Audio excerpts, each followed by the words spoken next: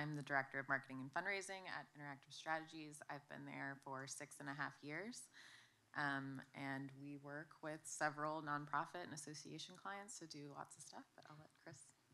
Morning, everyone. My name is Chris Rempert. I'm the Associate Director of Marketing Strategy at Interactive Strategies. I've been here for almost 4 years now, but I've been working in the nonprofit digital fundraising space for going on 12 plus years. So we're excited to talk to you about some fun, unexpected test results. Yeah, and if you have any questions for us after this too, I know we'll do a Q&A session, but you can email us also. My email is hannah@interactivestrategies.com and Chris is chrisr@. Make sure you include that last initial or it'll go to somebody who does not want to get your email. We have a lot of Hannahs and Chris's. I think 4 Chris's. Yep. 3 of them have my same middle name. Yeah, so. We are 10% Hannahs and Chris's at our company. So, yeah, so just to tell you a little bit more about Interactive Strategies, we are a full-service digital agency. We work with several nonprofits and associations to do anything related to digital challenges.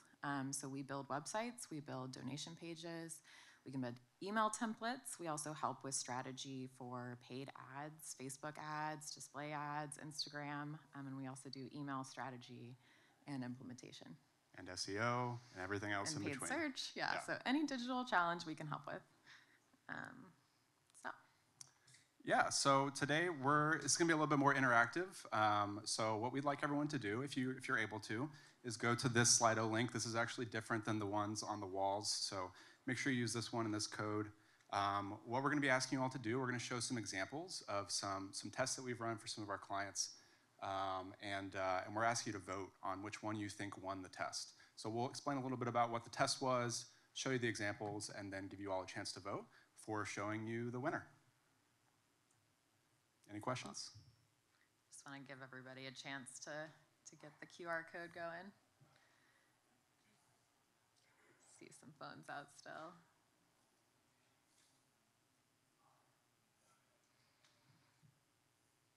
All right. So our first example is from our client, the American Kidney Fund. Some of them are here today, so don't give away the answer if you remember. This is a Facebook ad test we did for their 37-mile challenge, which is their peer-to-peer fundraising walk/run. People walk or run 37 miles for the 37 million Americans with kidney disease. And these 2 ads here on the left, we're calling this one the cartoon kidney. We ran this against a visual of real people participating in one of their walks. And we wanted to see which of these images would perform better in converting people to join the challenge. So get your votes in for A, the cartoon kidney, or B, real people.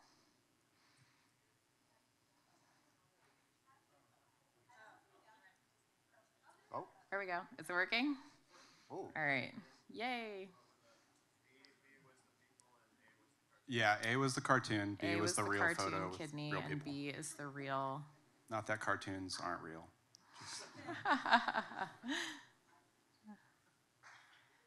All right, so it looks like 64% of you think that B was the winner, Surprise. But actually it was A.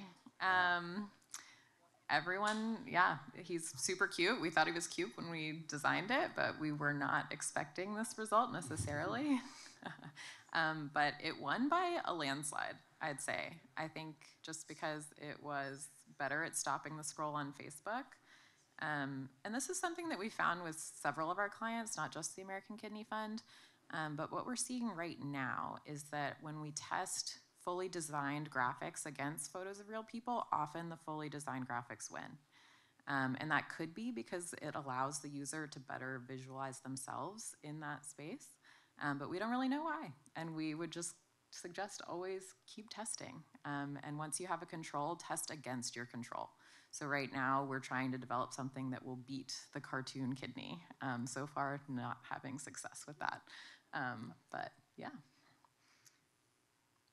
All right, and this next example, these are some emails from the American Lung Association that we sent out for them for their Giving Week campaign. So this is their kind of one of their big matching gift pillar campaigns that happens every year in April, and lasts a week. Giving Week, obviously, starts out with a matching gift and kind of accelerates into a 3x match.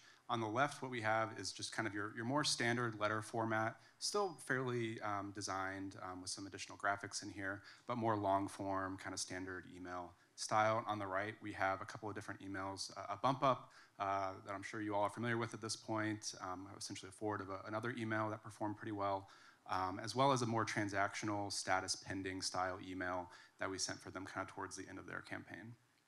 So get your votes in. Get your votes in. A is the standard letter format, and B is the bump up transactional option. Don't let other people's votes sway you.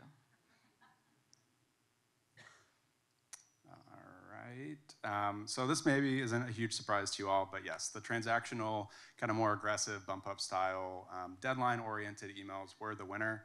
However, if you want to go on to the next slide, Hannah. I think an important thing for us all to keep in mind is there's a time and a place for every tactic. There is such a thing as tactic fatigue. We want to make sure we're not using the thing that wins every day, all the time, sending that, people are eventually going to kind of get blind to it. So we have tested those tactics dozens of times with a variety of different nonprofit clients. And while those more aggressive tactics win, I think you need to have a good mix of everything in your email campaigns. So next up, another Facebook ad example. This was for the Special Olympics for their 2022 Athlete Fund. So on the left, a Facebook ad, we introduced this sort of progress bar, what we're calling the goal thermometer. It's designed to look like Facebook functionality on the left. So it uses the Facebook blue. It's really meant to just kind of blend in with that bottom part that is added automatically to your Facebook ad with the Donate Now CTA. So we wanted to test that against a more bold red call to action on the right. So A is the goal thermometer and B is this red call to action.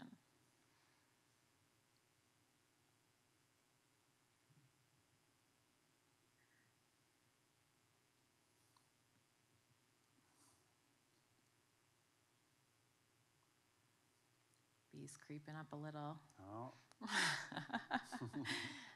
So 76% of you thought it was A. You were right.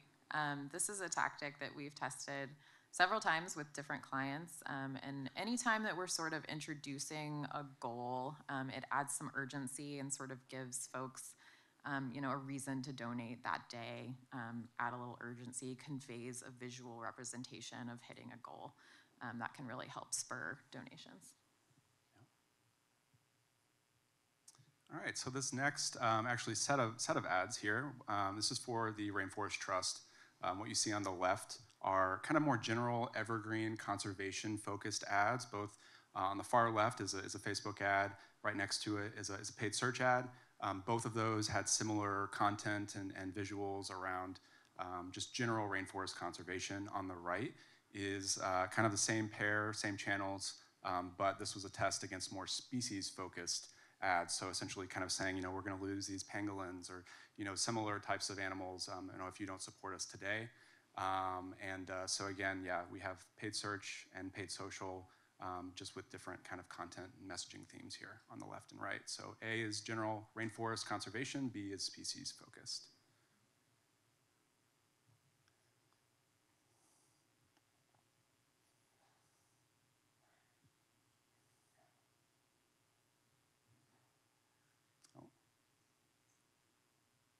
All right, so All right. 91% Wow. think species focused. Oh, it's changing. Still getting some votes in. 89% species focused. Well, you're all right and you're all wrong at the same time. So actually what we found out, and something I didn't mention, is this was all focused on acquisition audiences, new donors. And actually what it turned out is that the paid search, more conservation focused, won out against the species focused paid search messaging. However, on social, the species focused one. So I think really just the takeaway here, if you want to go to the next slide, Hannah, is that really you got to test messaging across channels, across audiences. Just because it works on one channel for one audience doesn't mean it's going to work on another channel for a different audience. So just kind of continue testing and try it again and again until you kind of understand what's working across your program. All right, so another example from the American Kidney Fund. This was a Facebook ad test for their annual Day of Tribute campaign, which is a campaign that we run in September. We created this campaign a couple years ago because the American Kidney Fund has a large percentage of memorial and tribute donors, so people coming to the site and donating in honor or memory of someone special with kidney disease. And we wanted to test these two ads. The one on the left includes a tribute photo, this woman holding up the photo of her mother who passed away after fighting kidney disease, and on the right, a more standard kind of kidney with this ribbon graphic that we created specifically for this campaign. Both include this sort of watercolor visual to tie the campaign together, but we wanted to see which one here performed better. So A is the tribute photo and B, no photo.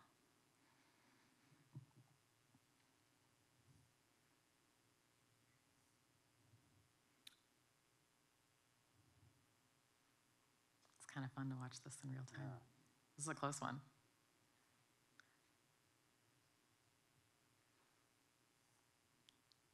So 61% think the tribute photo won,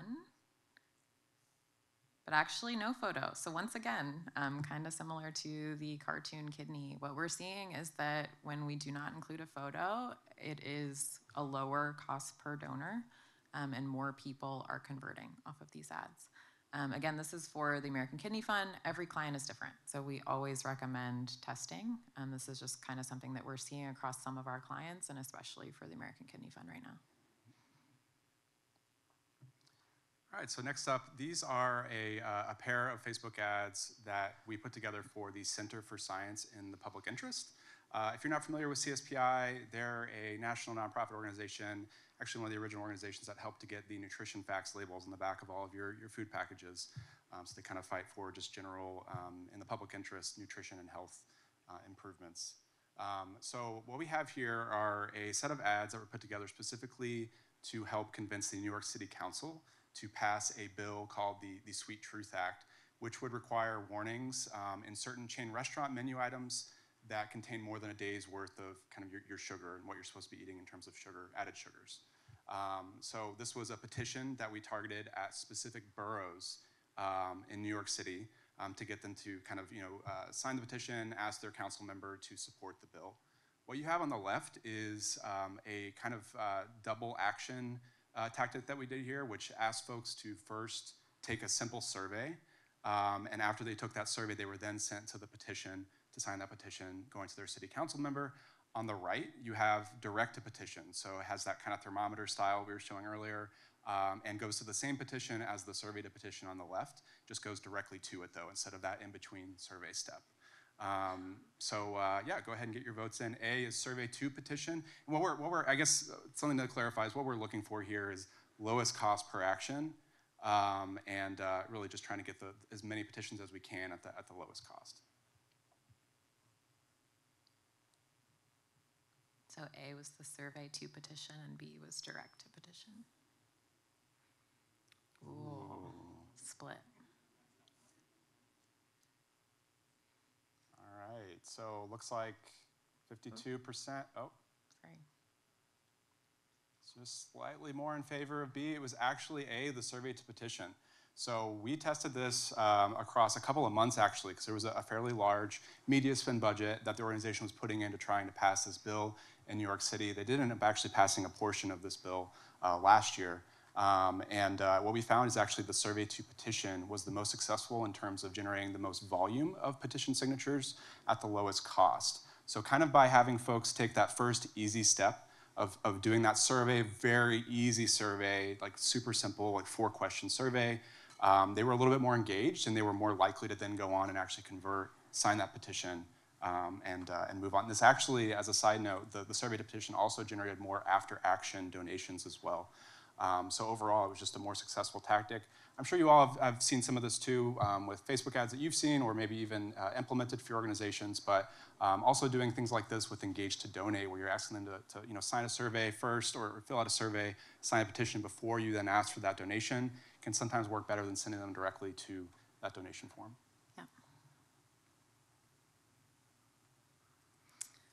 Yeah, and next up is a donation form test from the National Trust for Historic Preservation. I know we have a couple NTHP folks here in the audience today. But this was a one-time default form test versus monthly default. I'm sure a lot of you have tried this. I'm sure some of you have tested into or out of one of these.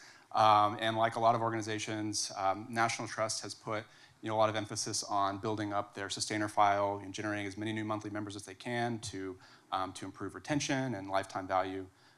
So we tested this actually over a number of months. I believe it was 3 or 4 months that we tested this specifically on their organic web forms. So they're specifically, when you go to their homepage, their organic pages to default to monthly versus just the kind of the traditional one-time gift. So let's get your votes in. So A, one time, B, monthly default.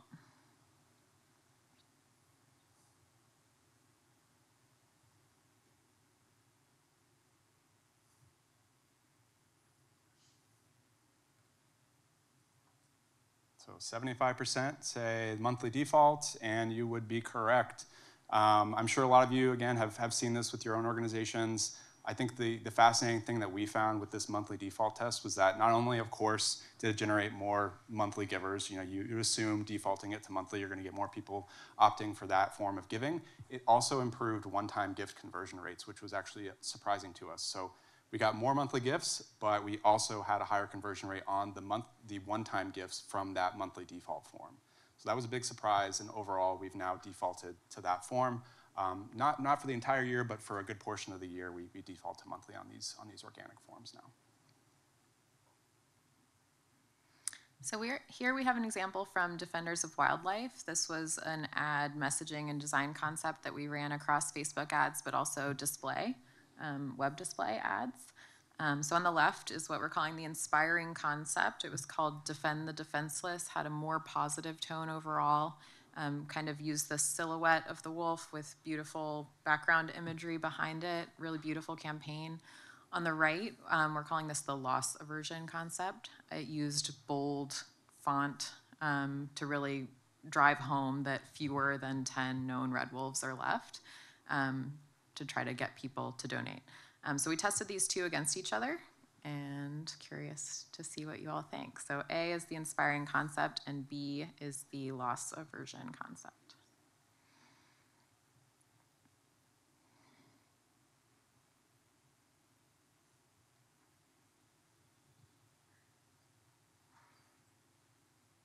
So yeah, most of you are fundraisers, you all know. Generally, when you introduce sort of a scarcity mindset, it performs better for fundraising. So that's what we see across many of our clients. Often clients, their brand wants to be positive, and that creates kind of some problems for us as fundraisers, because when we test, we find that kind of that scarcity mindset does work better. So kind of finding what's allowed within the brand, but that will still work for fundraising can be tricky. And here we have another test we ran, this one for the American Kidney Fund, for one-time default versus monthly default. So on the left is the one-time default. It was pre-checked for one-time gift of $100. It does have sort of this little nudge for giving monthly is the best way to support kidney patients to try to convert people to monthly donors. And on the right, we pre-selected monthly with a $25 default. And the goal here was to increase the lifetime value of your donor. So we ran this test for 6 months. So A is the one-time default, and B is the monthly default.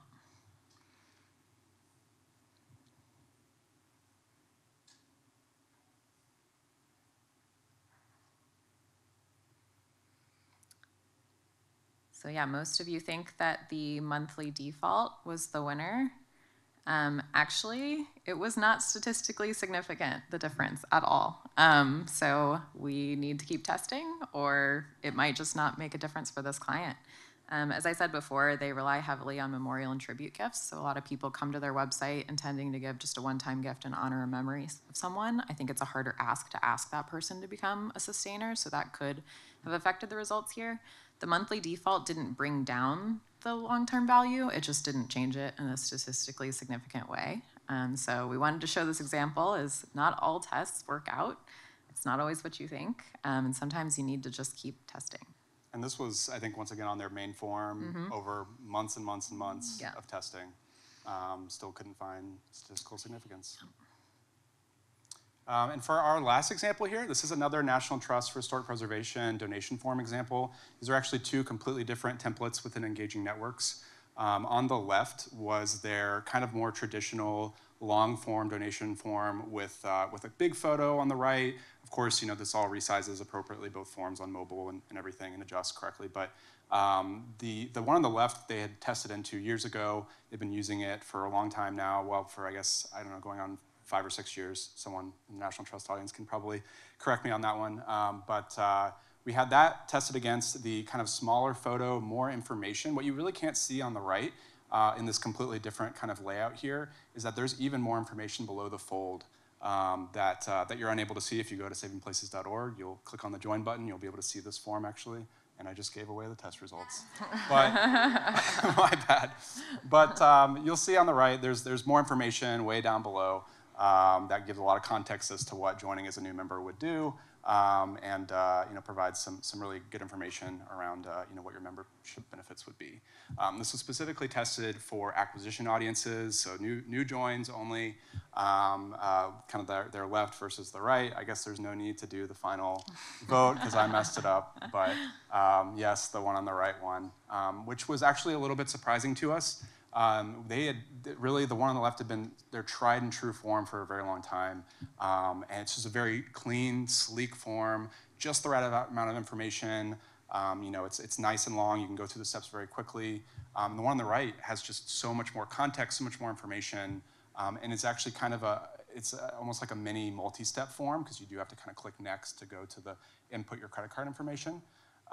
So we were actually a little bit surprised that the one on the right won, but it has now not only won on organic web for new joins, but it's also won in email. So we test all of these. Just because it wins on main form, main organic web form, doesn't necessarily mean it's gonna win in email or on paid channels.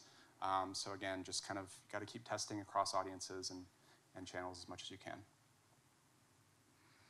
Yeah, so to wrap up, I think we kind of tried to drive this in the whole time, but the key here is that test results can vary significantly from organization to organization. We have clients that we've run the same test for that have different results.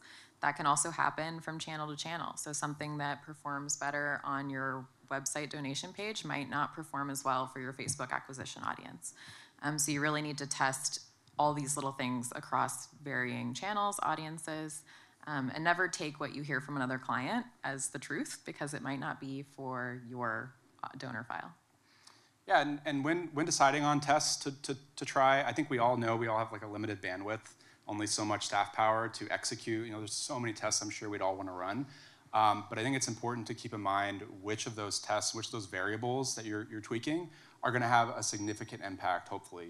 Your hypothesis, is it going to create some significant difference in one way or the other in terms of response rate, conversion rate, average gift, whatever you're testing.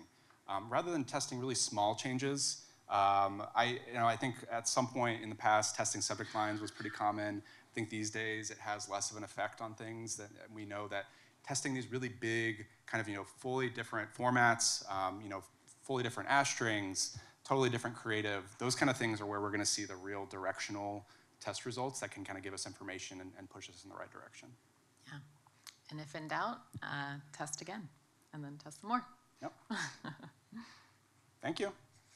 Thank you so much. That was wonderful. We have a few questions for you. You can keep those microphones. Yeah, we'll just kind of hang it over here. All right, so the first one is on the sugary warning soda survey ad.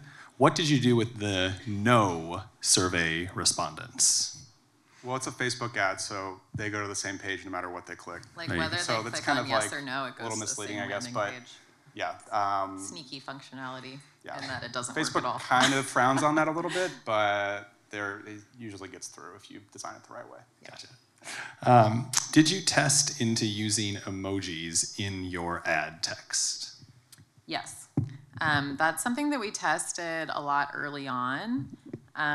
Recently, we just include emojis in most of our Facebook ad text because we found that works better. And again, we generally like to test bigger things. So once we know that a Facebook emoji works for a client, we would just start using that in a lot of the ads because testing like one smiley face versus one without a smiley face isn't going to make that big of a difference. We would rather test like a different design. But we do include emojis in a lot of our ad text. I know one thing that you all may have seen in January, we sent out an email with an emoji in it, and it just like emoji attacked the entire email because it was an unsupported Unicode emoji from like back in the day that we had just like copy and pasted over. So just in the emoji world, make sure you're using ones that are registered across the board and not some random emoji that someone just created for you one time, because that's what we definitely did. Does centering diversity in a gender/race for ad imagery ever prioritize over or rule out testing results or even testing at all? Yes. Sometimes clients have a preference for the diversity shown in their ads, and we would always default to their needs there. Some clients like to test that. We would test it if needed. But we kind of let our clients decide what level of diversity and what they want displayed based on their brand guidelines and their advertising and emails. It's pretty similar to the kind of loss aversion one that we were showing. Some organizations simply don't want to show negative imagery, which is totally fair. There's a time and a place for all of that. So it's really kind of all about your brand, but then trying to push it as far as we can as fundraisers. Yeah, what would be your response to a senior director of development who is really pushing on crisis messaging all the time? How would you respond to that? To get them to not do it. I might send them to talk to their own comms director and let them duke it out. Yeah. Yep. Yeah. I mean, as a fundraiser, my KPIs are usually donations, so I would say let's go with crisis stuff if our goal is to make money, but that's not always the number one goal. So it's really prioritizing those goals within your own organization and then letting your agency know what to prioritize.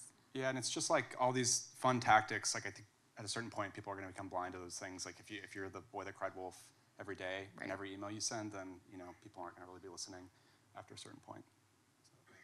All right, well, thank you so much, Hannah and Chris. Thank you.